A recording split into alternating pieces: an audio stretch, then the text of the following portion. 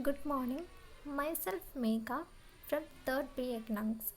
Here I am going to talk about John Rogers Commons.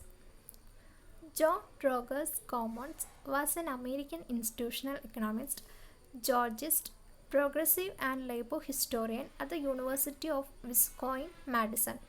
He was born in Hollinsburg, Ohio on October 30, 1862. Commons had a religious upbringing which led him to an advocate for social justice early in life. Commons was considered a poor student and suffered from a mental illness while studying. He was allowed to graduate without finishing because of the potential seen in his intense determination and curiosity. At this time, Commons became a follower of George's single tax economics. He carried this Georgist or Ricardian approach to economics with a focus on land and monopoly rents throughout the rest of his life, including a proposal for income tax with higher rates on land rents. He was a frequent contributor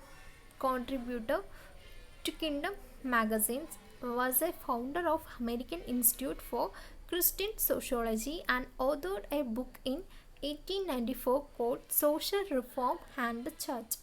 He was an advocate of temperance legislation and was active in the National Prohibition Party.